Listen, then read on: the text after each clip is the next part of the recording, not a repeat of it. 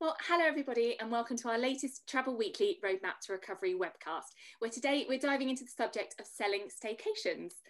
Tying in with Travel Weekly's UK, Ireland and Channel Islands themed issue, which is out this week, we're taking the chance to look at some of the challenges and opportunities for the trade in selling holidays at home this summer. I'm Katie from Travel Weekly and I'm joined by a panel of experts to offer up their insight on domestic holidays. First, we've got Sarah Barton, Head of Trade at Visit Jersey. Hi, Sarah. Good morning. Next up, we've got Chris Cundall, Director of Trade Relations at short break specialist Great Little Breaks. Hi, Chris. Good morning, Katie. And last but not least, we've got Claire Brighton, Account Director for ATAS, the Association of Touring and Adventure Suppliers. So thank you, Claire, for taking the time out in the middle of your very, very busy Touring and Adventure month. I know you've got lots of activities on the go with agents at the moment, so welcome to have a chat about domestic holidays for a change. Thanks for having me. So I thought it would be helpful just to start off with a bit of a snapshot of where we are at the moment, just looking ahead to kind of spring, summer, maybe even a bit of autumn 2021. So Chris, perhaps we'll start off with you for just a quick update on bookings this year. Have you seen a bit of a boost in the past couple of weeks with the restrictions in England and Wales, perhaps? Yeah, certainly. It's been a bit of a whirlwind, to be honest, and I think more than any of us were expecting. GLB's only worked with a trade for just over a year now, and obviously most of that has been through lockdown. So we've never really experienced what I'd say a real peak busy period. But certainly since Boris's announcement of a lockdown restriction easing and when people could travel, people were waiting for that magic date, the 17th of May. And as soon as they got the go-ahead to go for it, that's ultimately what they've done. So literally every day now, we're just seeing all our records being broken, not just for trade, but for GLB as a whole. So I think we're quite lucky to be where we are. And the UK is obviously so popular at the moment, and as things fill up as well, it becomes a more difficult choice for people to book. So the fact we've got our stuff there in the marketplace is really, really good. So yeah, it's been a super start, really positive start for the easing of lockdown for sure. Oh, well, that is nice, positive news. We don't get a lot of that in travel at the moment, so this is very welcome. And sorry, I'm just going to go around my screen just in the order that you're in at the moment. So Claire, we've seen so many of your members bringing out new UK product over the past year. So how has that been received both last year and now we're that much closer to those tours starting back up again?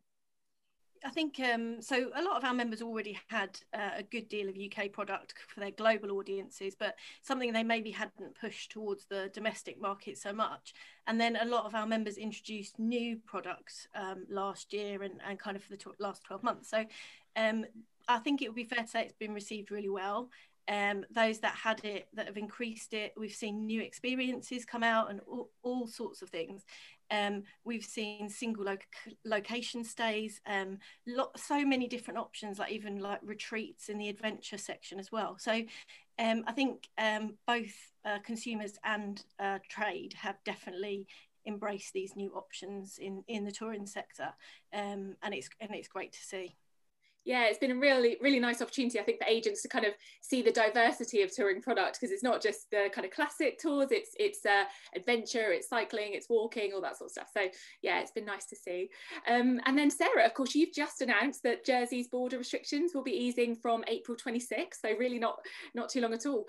What feedback are you getting from your trade partners? Are they seeing strong bookings for kind of spring and summer in particular? I think firstly, we are so delighted to be able to welcome visitors back from the 26th, and it's really exciting times. And I think going back to your original question, I think we've certainly seen, and when talking to some of our online travel agents, the peaks, as Chris said, when the government announcements come in, we saw peaks in searches, in traffic that goes up from the UK announcement and also the Jersey announcement. So that's been very positive, and volume has been increasing ever since those. So our partners that we're chatting to, again, they're seeing good significant bookings coming in now for the summer, which is fantastic. And also, we're really lucky as a destination because we've had partners such as the ATAS partners, who have looked, like Claire said, closer to home destinations. We've got Cosmos with a Jersey program, we've got Shearings, we've got Ledger, And you know, we're very excited to hear them talking about new dates to Jersey as well that they're adding in. So obviously it's having an impact. There is consumer demand. We're very, very excited about being part of that UK staycation you know, message. And Jersey's such a wonderful destination to come to. It's got so much appeal, and it sort of is that attraction of having a holiday where you feel like you're going somewhere different. You know, it's kind of like the experience of international travel, but closer to home. And I think it's quite reassuring for people who are perhaps not ready to venture too far yet. So Jersey has that familiarity, if I can say the word, familiarity. But also it's a destination that has so much to offer. It really does. Yeah, and I think actually we've seen so many people kind of their eyes opening to the number of opportunities that there are on their doorsteps, you know, not least because we've had, you know, lots of travel press, national newspapers writing endless stories about the UK, which they probably wouldn't do in normal times. So yeah, that's been quite nice. And I'd love to, so obviously bookings are strong. This all sounds very positive. I'd love to know whether there has been any change in the destinations or the types of holiday that are doing well. I mean, Chris, we'll come back to you first.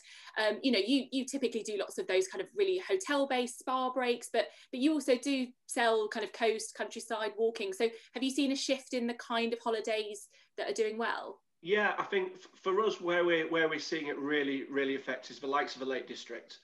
The places which are off the beaten tracks are not mainly main city centres, but certainly people getting away from it so they feel like they're on holiday. So coastal destinations for us, we're seeing quite a lot more into the southwest, as you'd imagine. I think a lot of the self-catering accommodation has started to fill up, so people are now looking at hotels as an alternative. And thankfully, I think there's people who are thinking everything's full in like Cornwall, for example, and that's not the case. There are still hotels who have availability.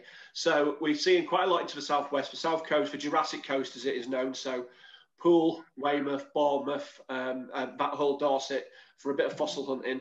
And as I said, Lake District is number one for us. The lakes it's something very close to my heart anyway, but that I think you can see where there is real value there. And it doesn't look expensive. I think, again, it's expensive to go to the Lake District, but it isn't. Some of the stuff is, if you want to go and get a cottage with 6 bedrooms, then yeah, it's expensive. But if you go to a hotel, you can actually book that for 2 nights for less than £300 a couple with dinner.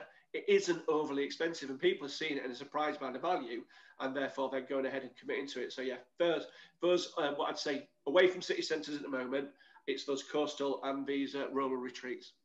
Yeah, that's definitely. And I do want to come back to some of those issues about availability and pricing and stuff, but we'll touch on that in just a sec. So Claire, I mean, we said there a little bit that you know, you've seen a lot more active tours, you've seen a greater diversity of product. Again, are your members seeing a change in the kind of people signing up for an escorted tour and the type of product that's available? Yeah, I think it's almost a natural shift because we've started offering something that wasn't there before for them to do. So yes, there's been a shift. Yes, people are booking more cycling and hiking options, but I think we do have to look at the fact that is partly due to the fact it wasn't on offer before. So we've almost created the demand to book through a touring company rather than do it themselves by creating that product. But yeah, there's been an absolute shift. I mean, there's still key areas like Cornwall, like Chris was saying, the Lake District's really popular. Wales and Scotland are really popular, both in the activity and the touring section right now. So I think there's the kind of the favourites are there as well. But I think just introducing that product's made things different in our sector, certainly. Yeah, and it's really good to see that product now on offer and more easily available for agents, because then they can at least tap into that demand. And Sarah, I mean, are you seeing kind of a greater cross-section of the population coming to Jersey? I mean, I was just speaking to a tour guide in Jersey just last week, and she was saying that last summer, when of course she did have some travel restarting, she'd seen more families, more younger people than she'd ever seen in her whole career. Yeah, I mean, Jersey as a landscape lends itself well to people who are looking to come and, like Claire said, have that kind of adventurous holiday, be outdoors, go cycling. I mean, it's a small island, but it has so much to see and do. And for, you know, being an island, activities are fantastic, whether it's surfing, paddleboarding, kayaking, walking, you know, all those kind of things. We've got stunning beaches, long lengths of beautiful sandy beaches, which, you know, are just waiting to be discovered. And I think it does have that appeal to a younger population, but as well, it's a kind of place that you can relax, you can feel safe coming to. It's not that far away from the UK, it's just a short flight. Or one of the other things is you find people who perhaps prefer to take the slow travel option. Cundall ferries is a great option. You can take your own car. You can, you know, for people who still perhaps want to, you know, travel in their own bubble at the moment, you know, are a little bit cautious, then, you know, taking a ferry is a great option. You can then, when you get there, travel around the island at your own pace. So it's a popular way of coming to Jersey, so by sea. But I think people are still looking for short breaks or longer duration holidays, and we might find that people are taking less holidays but going for a little bit longer, you know, and staying a week or 2 weeks, and really kind of getting under the skin of the destination, understanding it, and going and adventuring and discovering all these hidden gems that are there and available. So I think people, you know, the UK customers, yeah, I guess it's, for a while they haven't had so much information about these domestic destinations, and Jersey itself. I mean, being able to talk to so many travel agents and tour operators already offering it, but they've extended their programs, which is great, you know.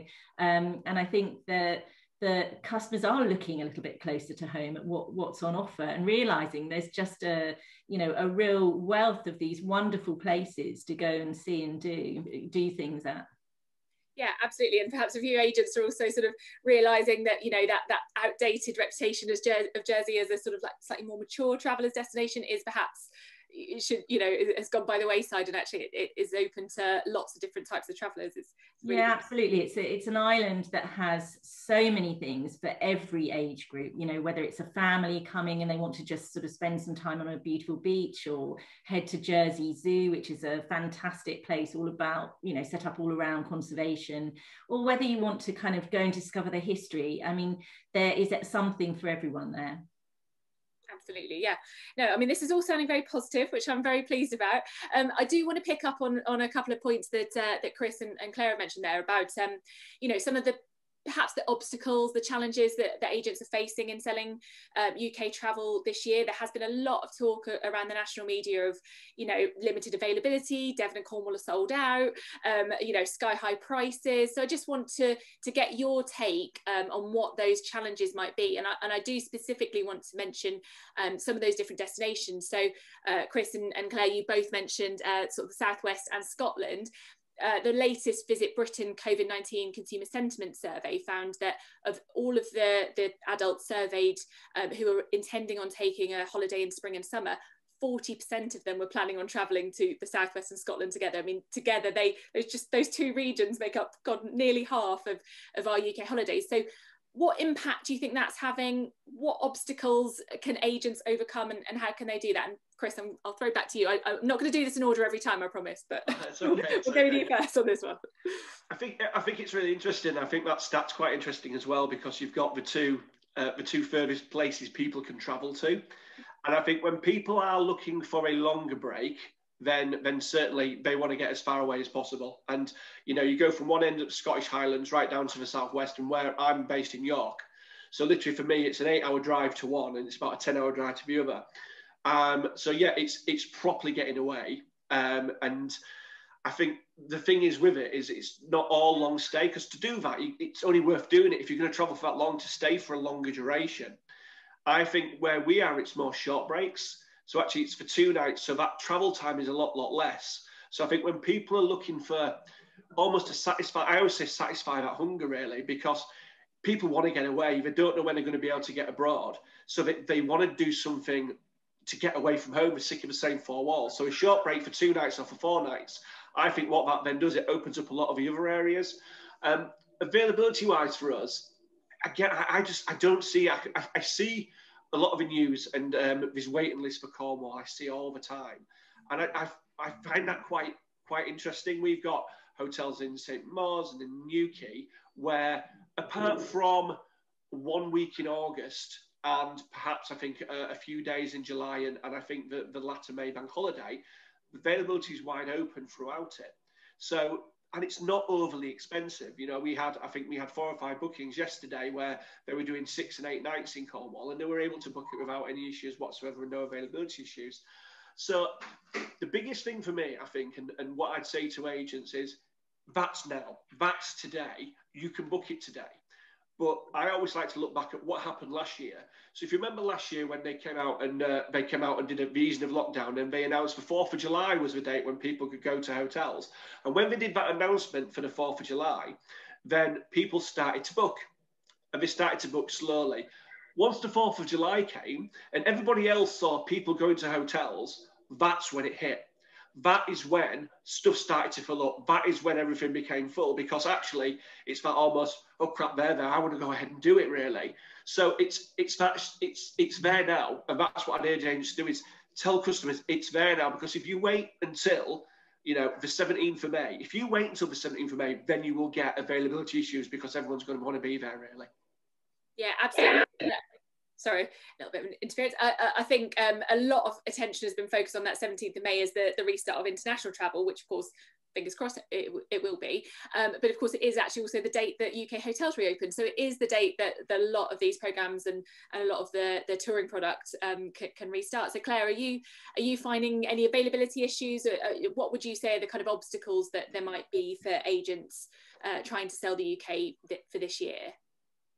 From an availability point of view, I think like this is why people should be using travel agents. They're the ones that will find that availability, whether they find it with a short break company or with some of our members. They're the ones that will find it. Who wants to be sitting on the internet for 5 hours at a time trying to look for a hotel that they might like in Cornwall or the Lake District or wherever? This is where travel agents really add the value, and they need to make sure that they tell their customers that that's how they can add the value, because UK holidays isn't always and hasn't always been a natural choice for a customer to go to a travel agent. So it's really important that they make it clear that the availability, they can find it, they've got the connections, they can speak to touring companies. We have got lots of availability, and with the buying power that the touring companies have got, we can get more availability if we need it. So I think that yes, there are availability challenges for something really niche, like one of our operators does an Orkney Islands walking holiday. Yeah, that has sold out because that's a really niche thing, and they might be able to get more availability, but there are lots of opportunities. And let's be honest, our country is amazing. We don't just have Cornwall and the Lake District, we've got loads of places to go. So I think there is availability challenges, but you can go anywhere and we will be able to find something for you. Yeah, I mean, I think that's a really good message. I'm sure that is the message that agents are trying to get across to their customers as well. And Sarah, I mean, you work with lots of agents, but also agent-friendly operators. You know, we did a webinar last year with Premier Holidays. So are you finding agents are really engaging with Jersey and with the product that's on offer in a new way over the past year? Or is that something that you've always kind of done and you've just kind of shifted it up a little bit over the past year? I think it's true, and I would agree with Claire that you know, perhaps domestic wasn't in the forefront of a lot of agents' minds, but I think they've recognised that they need to surface this domestic product, and I think during the last sort of few months and beyond that, we've seen really strong engagement from travel agents to learn more about all these destinations, you know, to really, because that's their role, they're the specialists, and that's why people go to them, because they want to not have to research what travel requirements are and what are the restrictions, and you know, they want to go to a specialist and take that job away from them, and those travel agents will be able to advise very well what is required to go on a holiday to where. And so many agents have joined us over this period of time on webinars and training sessions, and and we've really very much focused on that. And we have places like OTT website, we've got modular training on there. You know, we've been doing webinars, specialist webinars all the time, which are available to view at certain points. And yeah, it's been exciting to see that more agents are learning about the domestic destinations and actually have a real strength in this area now. And the specialist tour operators, again, they're the ones who, like Claire said, they know where that capacity is. They've got some really, really competitive prices out there. Premier Holidays, Airways Holidays, Jet2, they have some really good deals, which that's the thing, the travel agents, you know, work with them closely already. So I would recommend they always go to those tour operators and find out where the best prices can be found. Yeah, and it is really, oh, sorry, Claire, go ahead. Sorry, on the back of just what Sarah just said there, from an education point of view, completely agree, because I think maybe a few years ago, a lot of the domestic training modules and that kind of thing were maybe not so well taken as some of the, maybe like Maldives or somewhere like that. And we've seen over the last month, we've released about 6 or 7 training modules already, and at the start of those were all UK based, and we've had loads of agents actually really engage with those destinations. And I guess I wonder, if we'd released them 2 years ago, would we have seen so much engagement from them? But it's been really encouraging, and I think that it's given us kind of the impression that agents really do want to engage with the UK sector. Yeah, and I would say it's sorry, Katie, I was just going to say it's exciting because, you know, we're talking to Cosmos about doing some training together. We're talking to Premier Holidays about doing some training together. So I think those tour operators are really working on delivering training that's engaging, that you know, strengthens the travel agent's knowledge about those destinations. And it's given us lots of opportunities to talk about the destination, but it shows that there is an interest from travel agents to, you know, really become those specialists about UK destinations. And I don't see this stopping here. I think the important thing is that, you know, domestic should always form part of that portfolio of what agents can offer now. And I think so, you know, yes, when international travel gets going again, obviously that's you know, something that they're used to selling, but I think domestic is here to stay, you know, and I think that, you know, customers will just recognise the importance of those travel agents because of their knowledge. And like Claire said, the time factor, you know, who wants to spend hours on the internet going through all these different options? Why not go to one of these travel agents who understands a wealth of destinations, and they can give exactly what that customer wants, you know, in holiday choice. So it's great. So, you know, we're very committed, and we can see with the tour operator partners that we're working with in Husell Jersey that they're also very committed at educating our you know, our trade partners. Yeah, oh, that all sounds really encouraging. And Chris, I definitely want to bring you in here because, you know, so yes, obviously you're all seeing really, really good sales through agents. Of course, we've seen, you know, this wave of UK cruises and how, you know, how agents have really responded to that, so much so that I think Saga's just released, just had to say that they're pretty much sold out as of last week, and P&O's had to add some cabins. But Chris, I definitely want to bring you in on this because, of course, you only started really proactively pushing Great Little Breaks through the trade, I think, last January, as you said.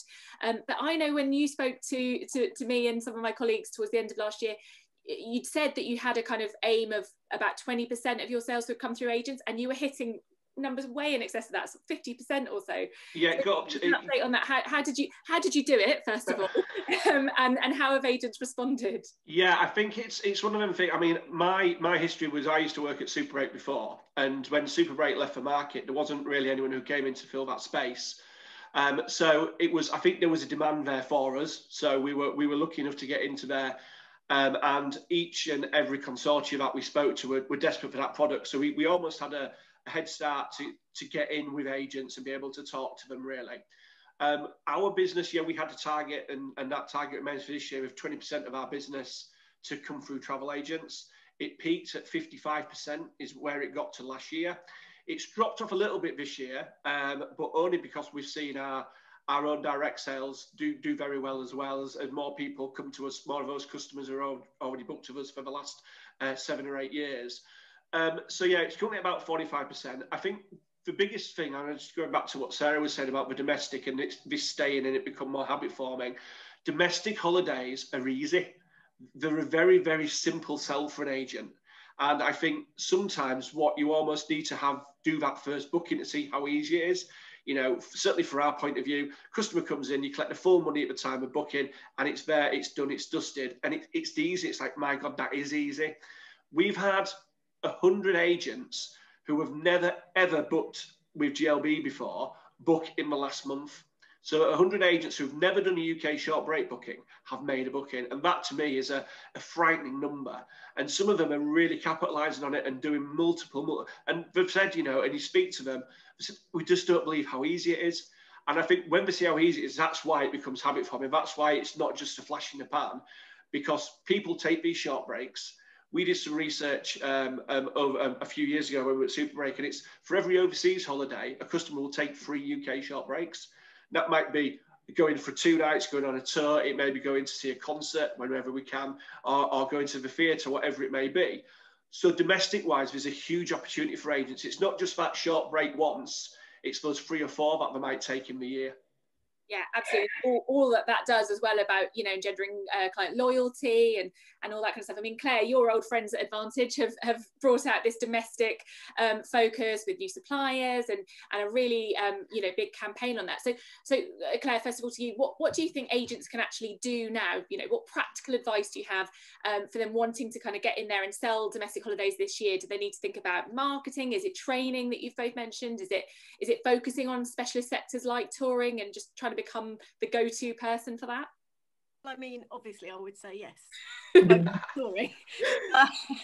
But realistically, I think the most important thing that I think agents should do is make it clear to their customers that they sell the UK. Make sure they know that they can be their go-to for the UK breaks, whether it's touring or whatever it is. Make sure they're fully aware that they're selling it. So yeah, get it on your social media, get it, if you've got your shop windows functioning now, get it in shop windows. Just make sure that customers really know that you can book the UK for them. That I think that would be my top tip, if you like. Yeah, absolutely. And Sarah, what would you say? I mean, obviously you mentioned you're doing lots of training and webinars and training with some of your tour operator partners. What one bit of advice would you have for agents trying to tap into this for this year? I think, you know, Visit Jersey has a fantastic website, jersey.com. There's so much, a wealth of information on there. We also have our business site as well, where we, you know, as we said, we've got recorded webinars. We've got Jersey's launched a Rebalance, Restore Your Balance in Jersey campaign. So travel agents can go on there, find out information about the campaign, find out where they can locate images to use for window posters or for you know, social posts. We have a content calendar available, so if they are looking for information to talk about to their customers directly, you know, we have a wealth of tools to utilize. And I think that's the thing. I think I would advise them to just use all those accessible, you know, toolkits that are available. You know, we are part of the UK Common Travel Area, so I think, you know, we're part of that staycation opportunity, and we continue. You know, we have a hub on Travel Weekly. Obviously, we're on the Restart Recovery hub as well. So again, you know, if they want to find out, or they will want to find out the travel requirements to the island. So I think utilize these tools because they are there to help them make those bookings and capitalize on this opportunity. Yeah, and piggyback off a bit of your consumer marketing, because why not? You know, you can absolutely take your consumer spend and yeah, the follow up. Part of our role is to talk to the consumer, you know, and if you're echoing the kind of same messages, images, you know, when Premier Holidays or Airways Holidays or Jet2 utilize these, you know, the consumer is going to go to them and make that booking. So, you know, travel agents can do the same as well. Well, there's all these tools available to them. And I would just say they, you know, just to maximize and utilize those tools as much as possible. Absolutely. And Chris, you've obviously seen huge success with agents, lots of agents coming to you for the first time. So what are they doing right? And what advice would you have for any other agents looking to get into the market? Yeah, echoing what Claire said, really, it's about telling people you can book UK. I think there's still a perception amongst consumers that a travel agent can't book their UK break for them. And I think the biggest obstacle agents have got is overcoming that. And we know agents who have done it. And the most successful thing we've seen is the use of social media. I think social media is a great thing. It's a great tool to get messages out to people. Subliminally, they'll see it and think, oh, right, okay. And you keep telling them and telling them and telling them. And ultimately, they'll start to remember that a UK break is what they can book. We have a great little Breaks for Travel Agents Facebook page. There's now just under 9,500 people on there who, when we will go ahead and share an offer, we'll often get 100 agents who will take that and share it on their own pages. That's where the success is coming from. It's not rocket science. It's good value. If people see it, they'll go ahead and buy it ultimately.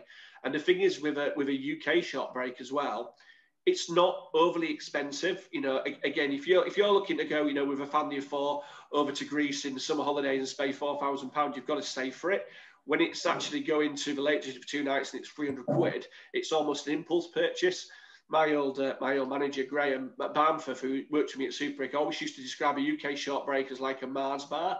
So what you would do is, the Mars bar was that thing that you saw at the counter after you'd done your supermarket shopping and you wanted it right there and right now. It was inexpensive. You didn't even think about it. And that's the way to think of a short break. It's extra to what you do. It doesn't replace what you do for your overseas holidays. It doesn't replace your cruising. It's additional revenue you can go ahead and get. So for me, it's using social media and just keep telling your customers, ask them a question. You know, are you taking any UK short breaks? It's an easy thing to ask, and do you know I can organise that for you? Because to go from getting 1 or 2 bookings from that customer to 4, 5 or 6, it can make a big difference to an agent's bottom line for sure. It definitely does, yeah. And I'm delighted to now know Graham Barnforth's favourite chocolate bar. That's going to be one of my takeaways from this session, to be honest. Well, on that note, you know, you're saying agents should be asking, are their customers taking a short break? I'm going to ask that question of each of you, just to see, you know, whether you've got anything booked at the moment. I'm going to go to Sarah first, because I suspect I might know where she is going on her next short break within the UK. And you know what? Within the British Isles, I should say, actually. Within the British Isles, yes. Well, Jersey is the sunniest spot in the British Isles, and I have actually booked a holiday to Jersey. So, and honestly, I have. My parents, I've been talking to them about, to my parents for a while about going to Jersey, and they booked a couple of weeks ago. And I thought, you know what, I'm going to take my daughter, because I'm go to Jersey all the time, but I'm not based there. So I'm going to take my daughter, I'm going to go with my sister as well. We're going to join my parents over there. And I think this is the thing, multi-generational holidays are proving to be really popular, because you know, you haven't spent much time with your family, and this is a great way to do it. It's you know, Jersey's so easy to get to, and you know, so much to see and do. My parents will love it. My daughter is desperate to go surfing for the first time. I'm just excited about walking along those stunning beaches, you know, not to go for work for once and be a holiday maker in Jersey, you know. It's a beautiful destination, you know, and I just want to go and enjoy it myself. So I have just booked my holiday to Jersey. Very on brand, Sarah. I like it. But you'll get to go and have a little walk along that beach that we could see behind you. So, oh, the hotel we're staying on, L'Horizon, is on the beach at St. Broulard's Bay. It is the most beautiful beach. So yeah, it'll be fantastic. Oh, that sounds perfect. And Claire, where have you got booked? Anywhere at all, or where would you like to go if you've not got somewhere booked? I've got a very short break in Cornwall booked for a friend's wedding, so August bank holiday weekend. Yeah, so perfect. My first ever time in Cornwall. I'm a Cornwall virgin, so I'm quite excited. There you go, and showing that there is availability in Cornwall in August, so I'm very impressed. and Chris, where would you go, or where have you got booked? Well, I've worked in the UK for forever, 25 years this year. So UK holidays is something we do quite a lot anyway, so irrespective. So we've got 3 actually. So we've got, first one is when lockdown is totally eased on the 21st of June, England are playing Sri Lanka up at Riverside Stadium in Durham. So we've got a couple of friends who are going to go watch that. We're having an overnight then and a night out in Newcastle, so quite just a one-nighter. Then we've got 4 nights in Lake District, so with the family and the dog, who has been really good today, because normally every time I'm on a Zoom call, he jumps up to see what's going on. So he's sleeping next to me. He might come in and say hello in a minute. And then my birthday's in October, and since I've not been able to go to London, which is my favourite destination in the world, we're hoping to go to London. We've got a hotel reserved. It's fully refundable, and go and see the show Come From Away down in London, which is one of my absolute favourites. So yeah, 2 birthdays it will be without going. So we're hopefully going to go there with a couple of friends as well. So 3, yeah. Well, I think you just explained some very, very good reasons to book UK breaks. I couldn't have planned it better. I didn't plan this beforehand, but well done. Well, I'm afraid that is all we've got time for today. But thank you so much to all of you for joining us. Thank you to Chris from Great Little Breaks, thank you. Claire from ATAS, and to Sarah from Visit Jersey. If you'd like to know more about UK, Ireland and Channel Islands holidays, please do check out this week's special edition of Travel Weekly, which is sponsored by Visit Jersey. And I know, Sarah, you and your team are launching a competition this week to give away some lovely luxury hampers.